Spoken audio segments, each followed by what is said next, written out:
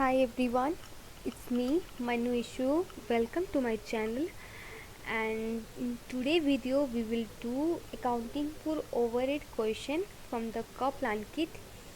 And if you are watching my video for the first time, please like and subscribe to my channel and share it among your friends so that they can also take the benefit of the same.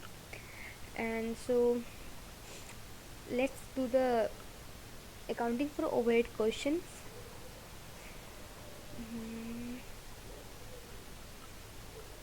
Okay, so question number 201. Okay, a factory consists of a two production cost centre G and H, ये दोनों हमारा production centre है and two service cost centre J and K. This two are the service cost centre and the total overhead allocated and apportion to each centre are as follow. The work done by service cost center are represented as follow. तो it mean service centre यहाँ से जे से जो भी service provide की, यहाँ पे लिखा है percentage of service cost centre J2, उसने 30% जी को प्रोवाइड किया है एंड 70% एच को. ये वन वे देख लो, ठीक है. And percentage of service cost centre K2 G H and J, ये भी वन में प्रोवाइड कर रहा है. तो 50 + 40 + 100% प्रोवाइड कर रहा है. तो ये परसेंटेज प्रोवाइड किया है जिससे सर्विस सेंटर किस प्रोपोर्शन में प्रोडक्शन डिपार्टमेंट को, आई मीन प्रोडक्शन सेंटर को, कॉस्ट सेंटर को सर्विस प्रोवाइड कर रहे हैं. तो company apportion service cost centre cost to production cost centre using a method that fully recognise any work done by one service cost centre for another. What are total overhead for the production cost centre G after the reapportionment of all the service cost centre cost. Okay, तो यहाँ पे हम लोग को रीअपोर्शन करना है service centre का cost. एक जी है, ओके मैं कैपिटल कर देती हूँ इसको. एक जी है, ठीक है. एक हमारा एच, ठीक है. And one is J, okay, and one is K. Okay. And here its cost is 40,000 and cost of H is 50,000 and J is 30,000 and K is 18,000. So now अब यहाँ पे J की वैल्यूज आ रही है. J की you 30% जो है ना, ये सिर्फ G और H में डिवाइड हो रही है, बट K की जो वैल्यू है, अमाउंट है, वो तीनों में डिवाइड हो रही है. तो पहले हम लोग K को पोर्शन करेंगे, ठीक है. यहाँ पे लिख देती हूँ K का हम लोग कर रहे हैं. तो K का G कितना लिया है, 50% इंटू 18,000, ये हो जाएगा हमारा 9,000, ये K का. उसके बाद में जस्ट वेट, इसको बोल्ड करती हूँ. ओके, हाँ. एंड H ने लिया है 40% इंटू 18,000, तो ये हो जाएगा जस्ट वेट 7,200, ठीक है. एंड इसने 10% लिया है, सो 18,000 का 10% हो जाएगा 1800. अब सबको ऐड कर दो, ठीक है. तो ये हो जाएगा 31800 एंड ये हो जाएगा आपका 57200 एंड ये हो जाएगा आपका 4900. सॉरी ये 49,123,000 49,000. सॉरी, ये तो हो गया के का. अब जे का हम लोग करते हैं अपॉर्चुनमेंट. तो जे ने, अब जे का टोटल कॉस्ट ये हो जाएगा, ठीक है. वो वाला नहीं रहेगा, ये वाला नहीं रहेगा, अब ये हो जाएगा क्योंकि के ने उसको दिया हुआ है ना. तो अब जे का लेते हैं. जे ने कितना परसेंट जी को दिया है, 30%. 30% ऑफ 31800, ये कितना हो जाएगा 99540, ठीक है. एंड 70% 20% इंटू 31,800, ये हो जाएगा हमारा 0.7 इंटू 22260।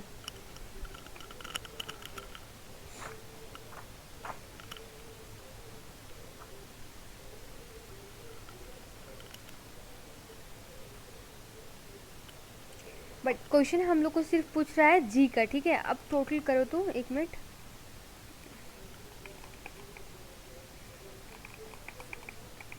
तो अच्छा, इनको टोटल करना एंड इस अमाउंट को टोटल करना, ठीक है, इस पोर्शन, इस दोनों अमाउंट को। तो टोटल आएगा 58540। सिर्फ जी के लिए क्वेश्चन पूछ रहा है, मैंने सिर्फ जी का निकाला है, तो ये हमारा जी का हो जाएगा टोटल अपॉर्चमेंट, ठीक है। Okay, so question number 202, what is an overhead absorption rate used for? To share out common cost over benefit cost center। तो ये हमारा जो है ना, ये आपको जो फर्स्ट वाला ऑप्शन, ये ओवरहेड एलोकेशन और हम लोग रीअपोर्चमेंट या अपॉर्चमेंट करते हैं ना, उसको रिडिफाइन कर रही है, तो ये तो गलत है। And find the total overhead for a cost centre ना, charge a overhead to product, yes, हम लोग ओवर फाइंड करके फिर उसको क्या बोलते हैं, जो प्रोडक्ट है उस पर चार्ज करते हैं, उस पर हम लोग ऐड करते हैं, तो ये हमारा करेक्ट आंसर होगा, ठीक है। So question number 203, a factory consists of a 2 production cost center P and Q, 2 service cost center X and Y. Total allocated and apportionment overhead for each is as follows. Okay, and after reapportionment, the service cost center cost has been carried out using a method that fully recognizes reciprocal service arrangement in a factory. What is total overhead for production cost center P? P के लिए question पूछ रहा है। Again हम लोग जैसे ऊपर किए वैसे ही करेंगे, ठीक है। एक हमारा पी है, एक हमारा पी है, एक हमारा पी है, एंड उसके बाद हमारा क्या है, क्यू है एक, और एक एक्स और एक वाई, ठीक है। तो P का कितना दिया है कॉस्ट 95,000, एंड Q का कितना दिया है 82,000, एंड X का 46,000 एंड Y का 30,000। अब इस केस में क्या है ना, X ने Y को प्रोवाइड कर रखा है, अब Y ने फिर X को प्रोवाइड कर रखा है सर्विस सेंटर में। इट मीन्स ये लोग रेसिप्रोकल वाला है, ये एक दूसरे को शेयरिंग करे, टू वे है ये। तो हम लोग अगर नॉर्मल मेथड से जैसे पहले की ना, ये बहुत लंबा चला जाएगा एंड लगभग बहुत टाइम कंज्यूमिंग भी होगा, इसीलिए हम लोग इसको इक्वेशन से सॉल्व करते हैं, ठीक है। तो इक्वेशन एक बनाते हैं। अब जैसे x के लिए इक्वेशन बनाते हैं, x इक्वल टू, x की वैल्यू कितना है 46,000, इसमें आपका y का वैल्यू ऐड हो रहा है, that is the 10% of y, ठीक है। एंड सिमिलरली y के लिए बनाते हैं, y की वैल्यू है आपकी 30,000 प्लस इस y में 20% ऑफ x इंक्लूड हो रहा है, जोड़ रहे हैं उसमें, हम लोग देख सकते हो, आप क्वेश्चन में ये चीज़ दिया हुआ है, you can see from there. अब हम लोग क्या करते हैं, y में x जो ऊपर डाला ना, उस पूरा का पूरा वैल्यू डाल देते हैं x वाला। सो 30,000 प्लस 20% इंटू x की वैल्यू क्या है 46,000 प्लस 10% इंटू वाई। अब मल्टीप्लाई करते हैं। So again y equal to, ये एक स्पेस दे देती हूँ यहाँ से, तो अलग हो जाएगा, ये अच्छा रहेगा, हाँ चलो। वाई इक्वल टू अब 30,000 प्लस 20% इंटू 46,000 का 20% करो, डिवाइड करोगे तो 9200 आया, ठीक है। एंड प्लस 20% इंटू 10% करोगे तो 0.02 आएगा इंटू वाई, ठीक है। अब इस y को हम लोग y माइनस इधर ले आएंगे तो 0.02 y, ठीक है, इक्वल टू 39200। अब यहाँ पे y कॉमन ले लेते हैं हम लोग, ठीक है। y कॉमन लेंगे तो क्या हो जाएगा 1 minus 0.02, okay, and so equal to 39200। So y equal to 39200 divide by 0.98 आएगा। 39200 डिवाइड बाई 0.98। सो मुझे y की जो वैल्यू आई वो आई 40,000, ठीक है। अब सिमिलरली अब इसको पुट कर देंगे इस वाले में, ये x वाले में, ठीक है। ये x का था, कॉपी करके यहाँ पे पेस्ट करती हूँ। अब x का वैल्यू इतना है तो now x equal to 46,000 plus 10% of y कितना है 40,000, इसका 10% मीन्स 4,000, तो x इक्वल टू कितना हो जाएगा 50,000, ठीक है। अब हम लोग क्या करते हैं, अब हम लोग को p को क्वेश्चन हम लोग को p का वैल्यू पूछ रहा है, p का कितना हो जाएगा टोटल आफ्टर रीअपोर्शमेंट जो भी करने के बाद क्वेश्चन ये पूछ रहा है। तो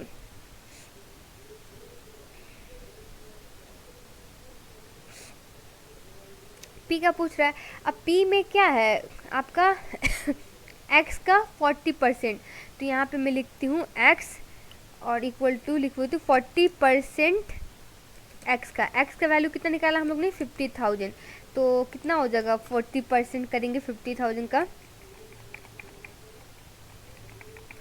20,000 ऐड होगा, और y का y का कितना परसेंट ले रहा है p 30%, कितना है y 40,000, तो ये कितना आ जाएगा 12,000 आया। तो ऑल टुगेदर कितना हो जाएगा 20,000 प्लस 95,000। सो टोटल में p की जो अपॉर्चमेंट करने के बाद वैल्यू आएगी वो है 127,000 एज आंसर। ये ऐसे इक्वेशन बना के करोगे तो बहुत कम टाइम लगेगा and you will get the answer, otherwise माथा पीछी करते रह जाओगे अगर एक एक करके रिपोर्टमेंट करें, क्योंकि ये इसको देगा फिर ये इसको देगा फिर वैल्यू इसकी आएगी फिर इसको हम लोग सबको अपॉर्चमेंट करना होगा and it will take a more time, और एग्जाम में इतने टाइम नहीं होते हैं। क्वेश्चन में बोला होगा आपको स्टेप डाउन, उस टाइम में हम लोग वो मेथड यूज करेंगे। अगर इस टाइप का क्वेश्चन है कुछ स्पेसिफाइड नहीं किया, so just go through the equation, it will be quite easy and simple and save your time। so option हमारा डी हो गया इसका आंसर, ठीक है। so question number 204, a cost center has an absorbed overhead absorption rate, it means OAR 4.25 machine hour per machine hour based on a budgeted activity level of 12,400 machine hours. In a period covered by the budget, actual machine hours worked was 2% more than the budgeted hours and the actual overhead expenditure incurred in the cost center was 56,389. What was the total over or under absorption of the overhead in the cost center for the period? Okay. So over और under absorption कब आता है, जब हमारा absorbed overhead या flex जो भी कहो, एब्जॉर्ब्ड ओवरहेड आपका ज़्यादा होता है एक्चुअल ओवरहेड से, उस केस में हमारा ओवर एब्जॉर्ब्ड आता है। एंड इफ आपका absorbed overhead is less than the actual overhead, in that case there will be under absorption. तो हम लोग को फाइंड आउट करना है, ठीक है। तो पहले हम लोग OAR दिया हुआ है क्वेश्चन में, OAR हमारा 4.25 पर मशीन आवर है, ठीक है। एंड OAR आपका ये है, और एक्चुअल लेवल ऑफ हम लोग एब्जॉर्ब्ड ABSORBD एब्जॉर्ब्ड ओवरहेड में शॉर्टकट OS डाल रही हूँ, ठीक है। ओवरहेड इट मीन्स इसको निकालने के लिए हम लोग करना है OAR into actual machine our जो है ना हमारा उसको लेना है, ठीक है, क्योंकि ये पर मशीन आवर है, एक्चुअल मशीन आवर लेना है, ठीक है। और क्वेश्चन में बोल रखा है आपको जो एक्चुअल मशीन आवर वर्कड है ना वो 2% मोर है बजटेड आवर से। तो हमारा लेट अस सपोज यहाँ पे मैं दिखा रही हूँ इसको करके, एक्चुअल मशीन आवर्स सपोज करो आपका x है, ठीक है। तो ये आपका बजटेड से 2% मोर है, 2%। तो इसका मतलब एक्स प्लस, सॉरी एक सेकेंड, बजटेड कितना हमारा, बजटेड है 12,400 प्लस 12,400 का 2% इक्वल टू हमारा एक्स हो जाएगा। अब करते हैं, ठीक है।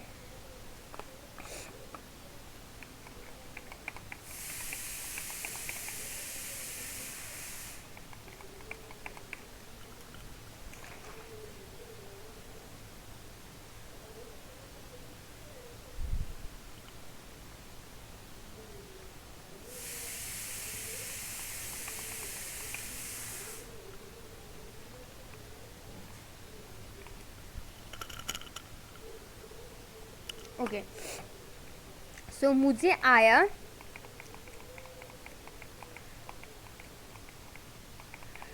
12,648, ये हमारा हो गया एक्चुअल मशीन आवर वॉकड, ठीक है।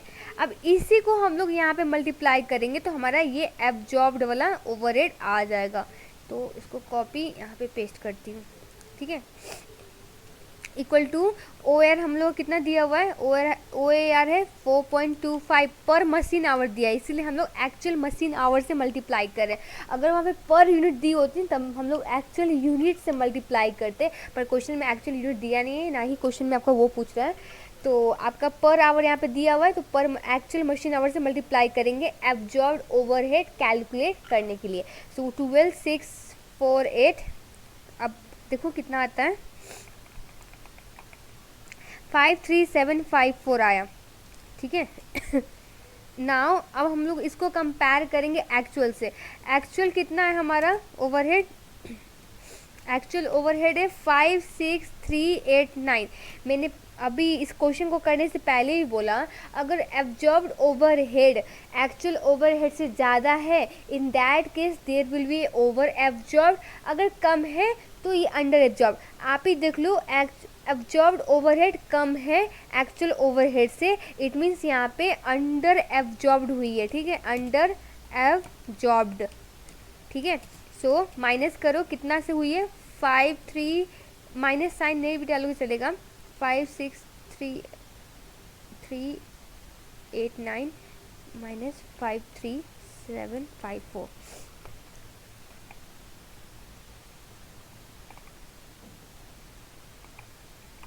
सो आएगा 2635, ये हो जाएगा अंडर एब्जॉर्ब।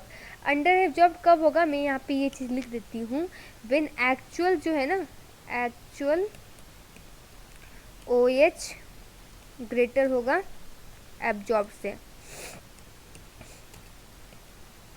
ठीक है।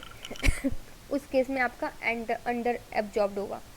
तो ये हमारा आंसर हो जाएगा फाइनल वाला, ठीक है। So option B, got it, okay. Which of the following situation would cause overhead to be over absorb. अब भी मैंने बोला ये चीज़ कि when overhead absorb exceed actual overhead, हाँ यही आपका आंसर है। ओवर एब्जॉर्ब ओवरहेड एक्सीड होता है, मतलब ज़्यादा होता है एक्चुअल ओवरहेड से, उस केस में आपका ओवर एब्जॉर्ब होता है। अगर बजटेड की कोई बात ही नहीं आता इसमें, अगर एक्चुअल ओवरहेड एक्सीड करेगा एब्जॉर्ब्ड ओवरहेड से, उस केस में आपका अंडर एब्जॉर्ब्ड होगा, ठीक है, ये चीज़ ध्यान देना। So option A is your correct answer for this question. So question number 206, A management accounting report show a fixed production overhead were over absorbed in the last accounting period. What is the combination that is certain to lead this situation?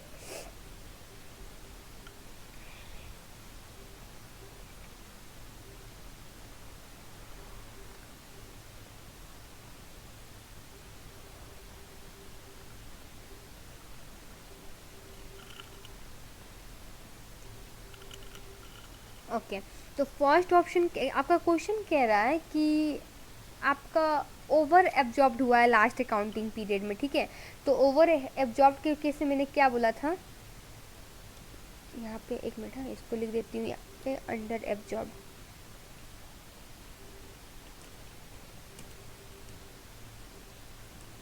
ठीक है।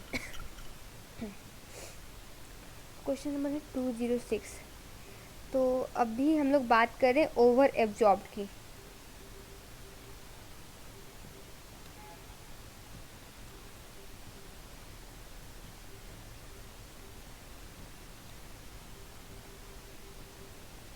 Okay, तो sign उल्टा हो जाएगा over absorb के case में, और ये हो जाएगा हमारा ओवर। ओके, तो क्वेश्चन क्या बोल रहा है कि कौन सा कम्बिनेशन ये सिचुएशन को लीड करेगा। Production volume is lower than the budgeted and actual expenditure is higher than the budgeted. इसमें तो बजटेड का यूज ही नहीं होता है। हम लोग ओ इसमें क्या करते हैं, हम लोग एब्जॉर्ब्ड ओवरहेड कब कैलकुलेट करते हैं।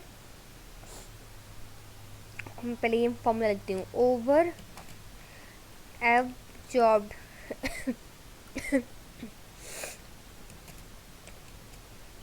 Absorbed overhead minus actual overhead. ठीक है, अब इसको फर्दर स्पेसिफाइड कर सकते हैं। Over absorbed equal to absorbed overhead को कैलकुलेट कैसे करते हैं, O A R overhead absorb rate into actual level of activity, कुछ भी दे सकता है। मैं एल ओ लिख देती हूँ, ठीक है, level of activity minus actual O H. तो यहाँ बजटेड की बात ही नहीं आती है। तो ओ ए आर हम लोग कैसे कैलकुलेट करते हैं,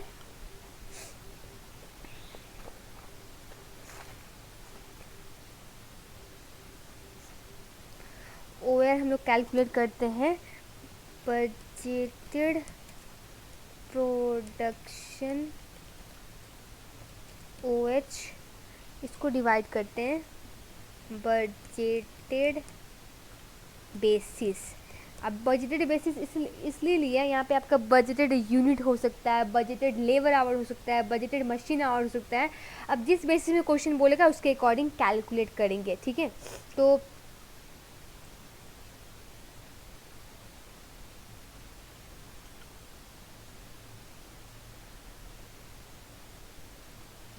अभी आपका ओवरहेड एब्जॉर्ब्ड कब होती है, जब आपका एक्चुअल लेस होता है बजटेड से।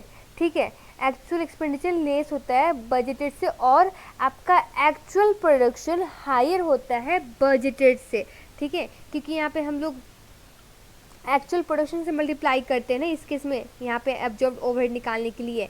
तो ये सीन आपका देखना होगा। दो कंडीशन याद करना होगा आपको इस केस के लिए। पहला कि ओवर एब्जॉर्ब्ड के केस में, ओवर एब्जॉर्ब्ड के केस में क्या होता है एक होता है एब्जॉर्ब्ड कॉस्ट ग्रेटर होता है एक्चुअल एक्सपेंडिचर से, एक ये होता है। एंड होता है फिर बजटेड ज़्यादा होता है एक्चुअल से, एक्चुअल एक्सपेंस से। एंड उसके बाद में आपका एक्चुअल प्रोडक्शन वो भी ज़्यादा होता है बजटेड से। अब ये आप ऑप्शन ढूंढ लो इस सारे में से and get your answer done.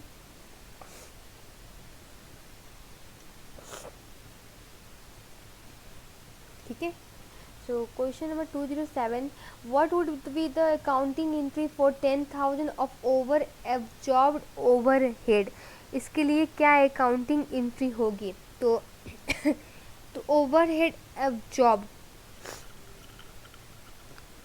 तो ओवरहेड एब्जॉर्ब होने पे इट मीन्स हमारा जैसे कि एब्जॉर्ब ज़्यादा हो गया एक्चुअल से, मतलब एक्चुअल कम लगा है कि नहीं, एक्चुअल लेस हुआ तभी तो हमारा ओवर एब्जॉर्ब आएगा।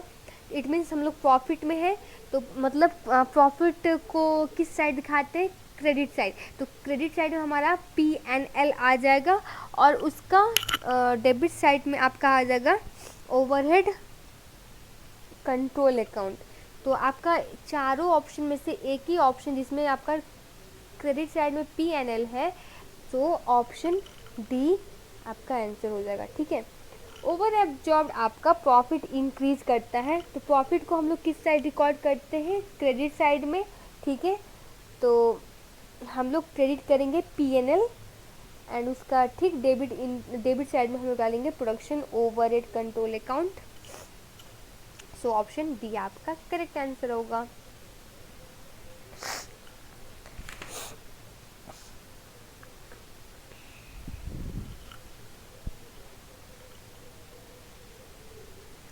Question number 208. During a period 50,000 were incurred for indirect labor, what would be double entry in typical cost laser?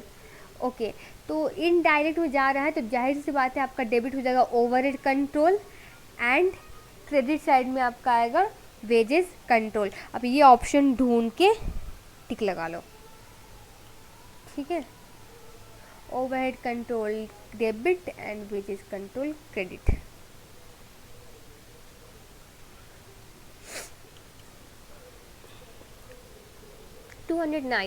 Idle makes a two product pi and tan in a factory divided into two production department, machine and assembly. In order to find a fixed overhead cost per unit, the following budgeted data are relevant. Direct and allocated fixed cost, machine assembly, okay. Labor hours per unit, okay. Budgeted production is 4,000 units for each product and the fixed overhead are absorbed by a reference to labor hours. What is the budgeted fixed overhead cost for of a unit of the pi? पाई के लिए पूछ रहा है, तो पाई के लिए पूछ रहा है। तो पाई का देखो, एक मशीन और असेंबली दोनों प्रोडक्शन डिपार्टमेंट से उसका प्रोडक्ट बन के आ रहा है। एक में लग रहा है 0.50 आवर, दूसरे में लग रहा है 0.20 आवर, है ना। तो अब हम लोग क्या करेंगे ना, पहले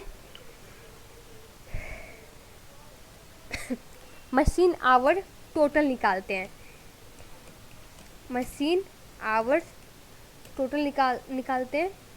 तो आपका दोनों में 4,000 यूनिट बन रहा है, ठीक है। दोनों में, मशीन में भी एंड असेंबली 4,000 यहाँ बोल रखा है। Budgeted production is 4,000 unit for the each product के लिए 4,000 यूनिट लग रहा है। सो टोटल मशीन आवर निकालते हैं। सो 4,000 एक हो जाएगा इंटू 0.50 आवर, एक हो जाएगा प्लस, दूसरा हो जाएगा 4,000 इंटू 1 पर आवर, ठीक है, इक्वल टू करेंगे तो कितना हो जाएगा आपका 6,000 टोटल आवर हो जाएगा मशीन के लिए सिर्फ। इसके बाद हम लोग असेंबली फाइंड करेंगे। असेंबली में क्या होगा, असेंबली आवर्स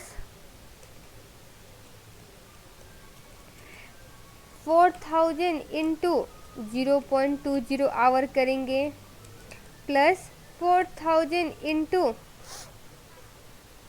0.25 आवर करेंगे। टोटल आवर कितना हो जाएगा हमारा 1,800 आवर। हम लोग इसलिए कर रहे हैं, हम लोग को OAR फाइंड करना है, ठीक है। OAR पर मशीन यहाँ पे रेट के अकॉर्डिंग, एक असेंबली आवर के अकॉर्डिंग फाइंड करना है। तो हम लोग फाइंड करते हैं पर machine rate, per our machine rate.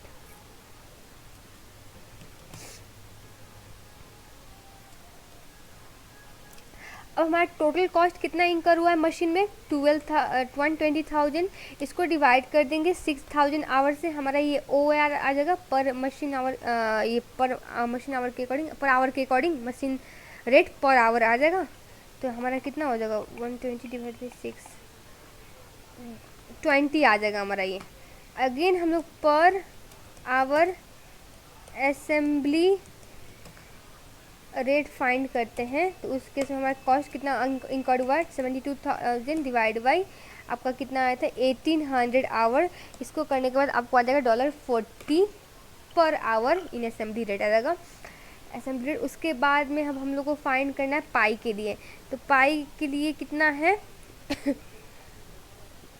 0.50 our उसको यूज़ हुई है। इसका पर आवर कितना है मशीन का 20 प्लस कर देंगे 0.20 यूज हुई है आवर असेंबली में जब गया, यहाँ पे देख सकते हो। और इसका पर रेट क्या है आपका 40। इसको टोटल करने के बाद you will get 18। and that's your final answer for this question. So $18 budgeted fixed overhead cost हुआ, ठीक है.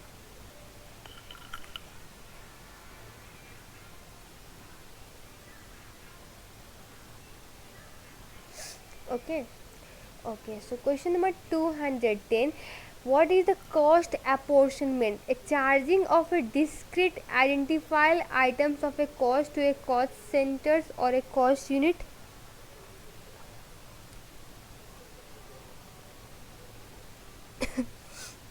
Just a wait, okay.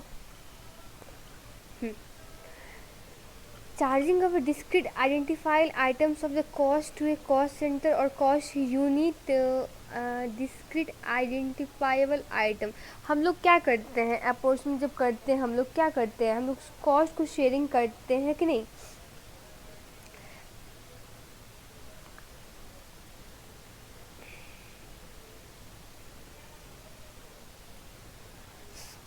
Okay, हम लोग कहाँ थे. What is the cost apportionment. हम लोग कॉस्ट अपोर्शनमेंट क्यों करते हैं, क्योंकि जो इनडायरेक्ट कॉस्ट होते हैं उसको हम लोग प्रोडक्ट से डायरेक्ट आइडेंटिफाई नहीं कर सकते. तो जो जो बेनिफिट वो लोग जितना यूज़ किए और जो बेनिफिट उसने रिसीव किए उसके अकॉर्डिंग हम लोग अपोर्शन करते हैं, उसी को हम बोलते हैं कॉस्ट अपोर्शनमेंट. तो यहाँ पे charging of a discrete identifiable item of a cost to a cost centre और कॉस्ट यूनिट. आइडेंटिफाइबल होता है तो अपोर्शन करने की क्या जरूरत थी, हम लोग तो कुछ पोर्शन में अपोर्शन करते हैं ना, जो जो मतलब डायरेक्टली आइडेंटिफाइबल नहीं होता है प्रोडक्ट या कॉस्ट सेंटर से उसको, तो ये गलत हो जाएगा.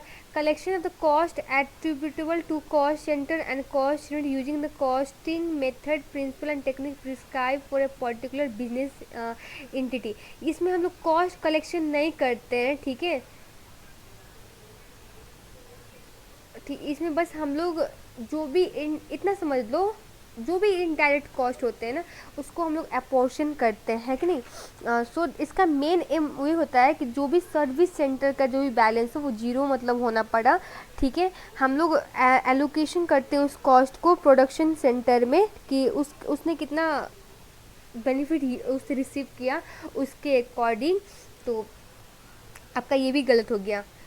Process of establishing the cost of cost centre और कॉस्ट यूनिट, ये भी नहीं है, ये गलत है, ठीक है. Division of the cost among two और more cost centre in a proportion to the estimated benefit receive using a proxy example square metre. Exactly, ठीक है. हम लोग कॉस्ट जो भी होता है ना टू और मोर कॉस्ट सेंटर में उसको प्रोपोर्शन या डिवाइड करते हैं according to the benefit they have been receive.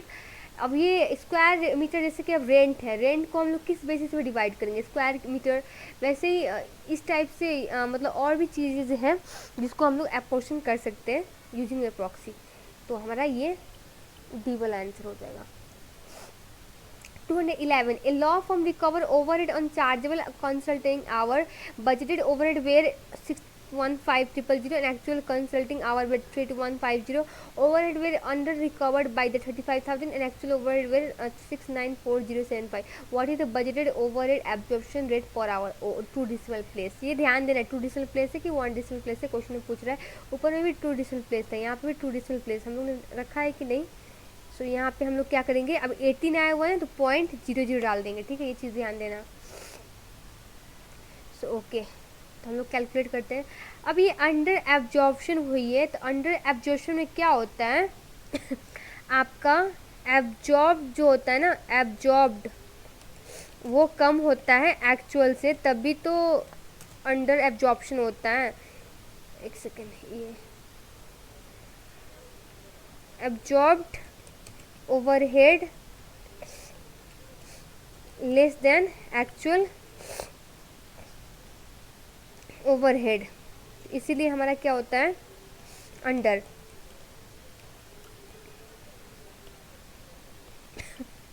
अब हम लोग कैलकुलेट करते हैं. Under absorption equal to actual greater होगा इसमें, actual OH minus absorbed OH, ठीक है. अंडर एब्जॉर्प्शन में कितना दिया हुआ है क्वेश्चन में, it is 35,000 equal to actual overhead भी दिया है दैट इज 694,075 माइनस करेंगे ओवरहेड एब्जॉर्ब्ड एब्जॉर्ब ओवरहेड, उसको कैसे कैलकुलेट करते हैं, OAR इंटू एक्चुअल आवर्स दिया हुआ है ना, पर आवर निकालना है हम लोग को, पर आवर। तो एक्चुअल आवर क्या है, actual consulting our is 32150। Now अब ये वाला पोर्शन जो है ना माइनस की इधर आके प्लस हो जाएगा। So OAR into 32150 equal to 694075 minus 35,000। अब हम लोग OAR निकालते हैं 694075 minus 35,000 divide by 32150।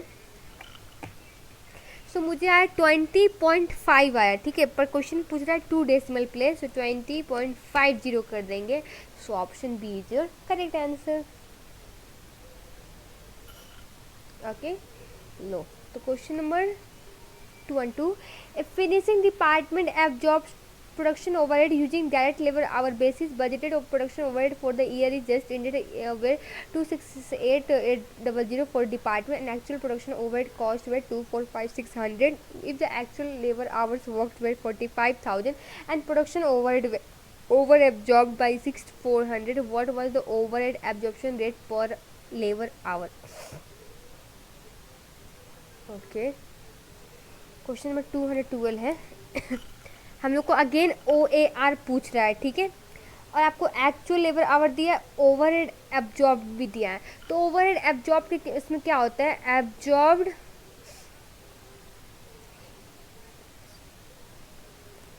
Absorbed overhead आपका ग्रेटर होता है एक्चुअल ओवरहेड से, तभी तो ओवर एब्जॉर्प्शन आएगी। अब हम लोग क्या लेंगे, absorbed OH minus actual OS equal to over absorption, ठीक है। एब्जॉर्ब्ड ओवरहेड हम लोग को पता नहीं है, सो OAR इंटू करेंगे हम लोग, पर आवर पूछ रहा है, तो एक्चुअल लेबर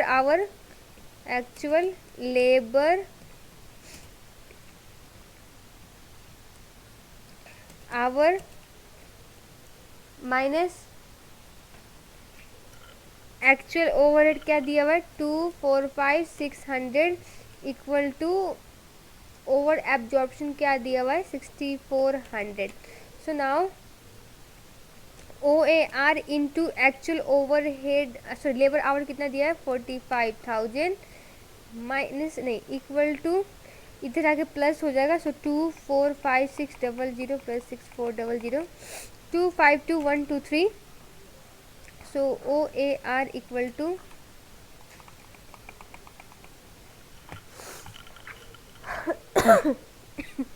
2 डेसिमल प्लेस में पूछ रहा है, मुझे आया 5.6 आया है, तो एक जीरो और डाल दूंगी, 2 डेसिमल प्लेस में हो जाएगा। So answer 5.60।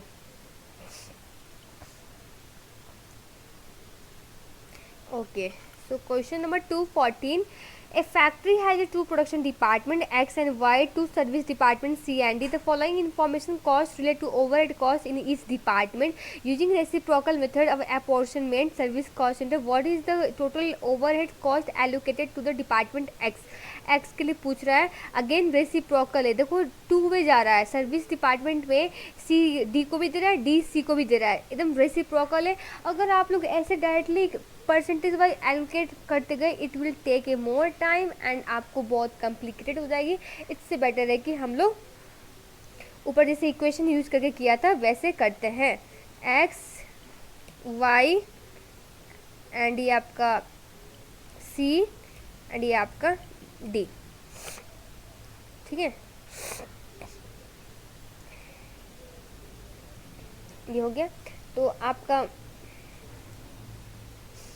x का वैल्यू कितना दिया है 5,000, y का दिया है 7,500, c का दिया है 3,200 एंड d का दिया है 4,600। ओके, अब इक्वेशन बनाते हैं। इक्वेशन पहले स्टार्ट करते हैं हम लोग c से।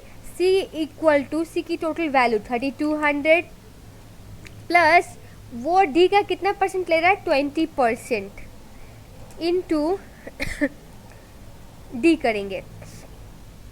अगेन डी के लिए इक्वेशन बनाते हैं। डी कितना है 4600, ये सी का कितना परसेंट ले रहा है 10%, सो इन टू सी करेंगे। अब सी की जगह पे डी के केस में डी का जो हम लोग अभी सेम वैसे करेंगे 5600 प्लस करेंगे 10%, सिर्फ सी के जगह पे सी का जो ऊपर इक्वेशन बनाया है ना वो डाल देंगे। सो सी का कितना है 3200 प्लस 20% डी। अब इसको सॉल्व करते हैं। डी इक्वल टू 4600 प्लस 3200 का 10% 320 प्लस और 10% इंटू 20% किया तो 0.02 डी आ जाएगा। So now D minus 0.02 D equal to 4600 plus 320 करेंगे तो 4920, ठीक है। और डी कॉमन ले लेंगे, 1 माइनस 0.02 करेंगे equal to 4920। So D equal to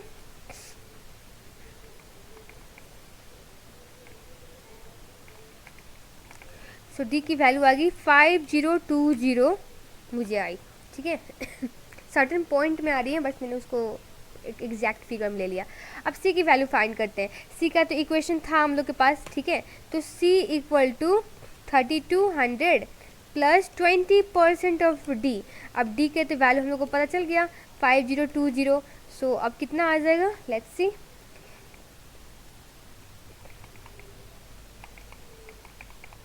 सो 4204.1 आ रहा है। सो मैंने पॉइंट को छोड़ दिया है, सी इतना आएगा। तो अब हम लोग को x का पूछ रखा है, तो x का सिर्फ लेते हैं, ठीक है। तो 50% वो c का ले रहा है, c का 50%, यहाँ पे c लिखते हैं इक्वल टू 50% इंटू सी कितना है 4204 इक्वल टू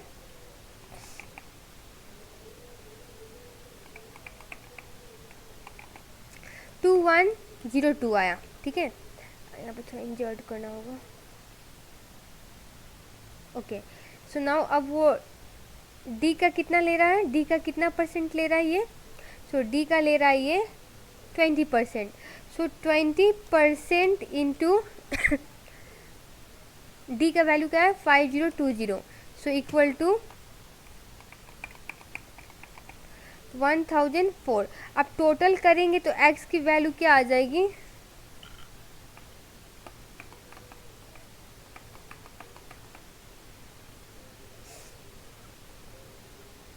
सो आया मुझे 8106, जो कि ऑप्शन सी है।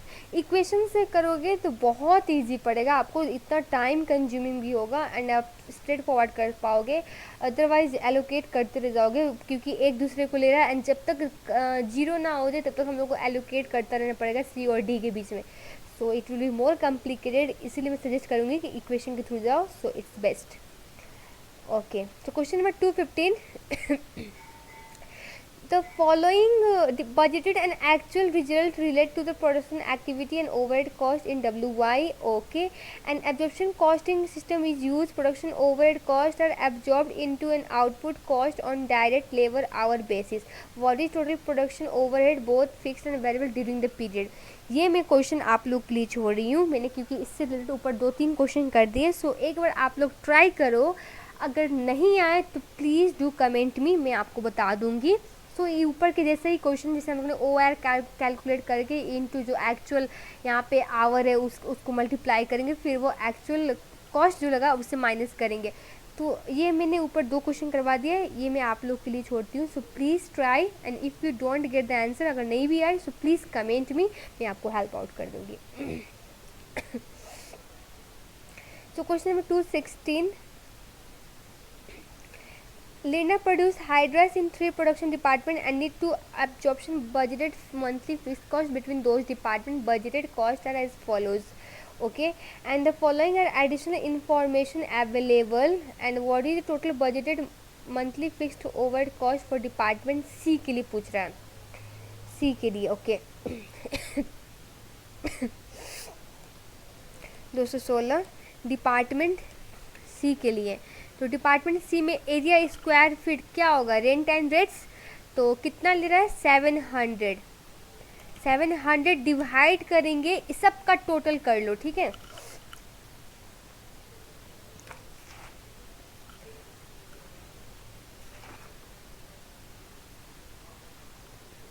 तो कितना हो जाएगा 3800 प्लस 3500 प्लस 700 किए तो 8000 आ रहा है, ठीक है। इस सब का टोटल 3800 एंड 3500 एंड 700 सबको टोटल कर दो, ये हो जाएगा।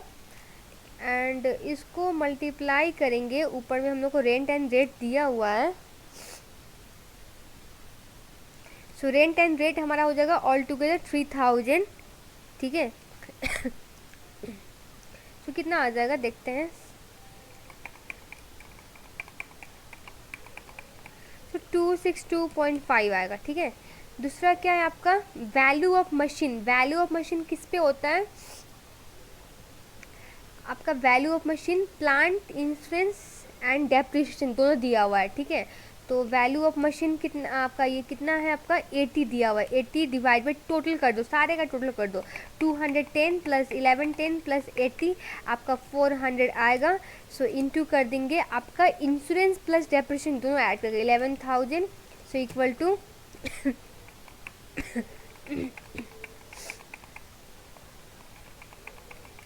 2200 आया।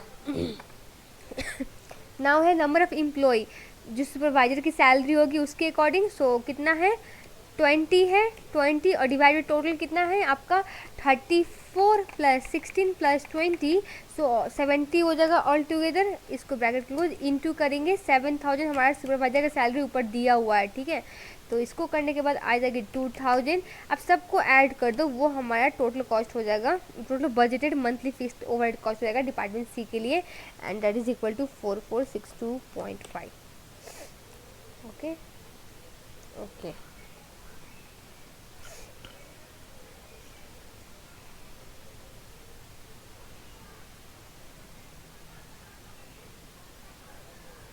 Okay, so question number 217. The following information is available regarding the fixed overhead cost and output of the two production department of the firm. So department क्या क्या है? एक हमारा S है और एक हमारा J है। और लेबर आवर क्या है इन दोनों का? पहले क्वेश्चन पढ़ लेते हैं, ठीक है। एलोकेशन और apportionment fix cost 60,000, 100,000, okay. And total direct material used 120,000, 100,000, total productive labour hours 5,000, 10,000। A particular product has the following variable cost. What is the fixed overhead cost per unit if fixed overhead are absorbed on the basis of department material cost. Material cost के हिसाब से इसमें fixed cost absorbed हुई है, तो हमारा fixed cost per unit क्या ये पूछ रहा है क्वेश्चन। सो लेबर आवर्स क्या क्या दिया हम लोग का 5,000 और जे में कितना दिया हुआ है 10,000। लेबर पर यूनिट कितना हो जाएगा? लेबर पर यूनिट के हिसाब से लेबर आवर, एक सेकेंड यहाँ पे, लेबर आवर पर यूनिट ये भी दिया हुआ क्वेश्चन में आपका 1/2 आवर एस के लिए और टी के लिए है 1, देन 1/2 आवर, ठीक है।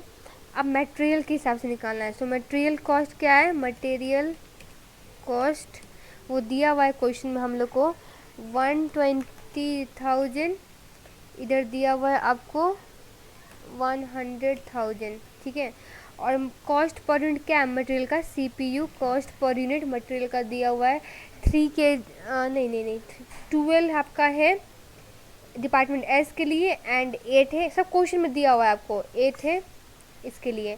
तो आपका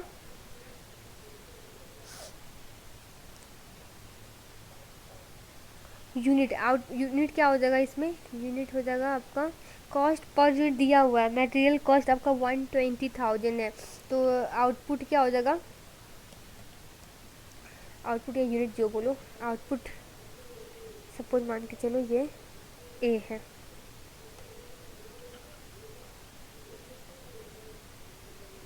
तो ये हो जाएगा आपका 10,000 और ये हो जाएगा आपका 1 to 500 आउटपुट। ठीक है, ओवरहेड क्या लगा हुआ है, ओवरहेड भी दिया हुआ है क्वेश्चन में। ओवरहेड सपोज मान के चलो ये बी है इसको, ठीक है, बी माना।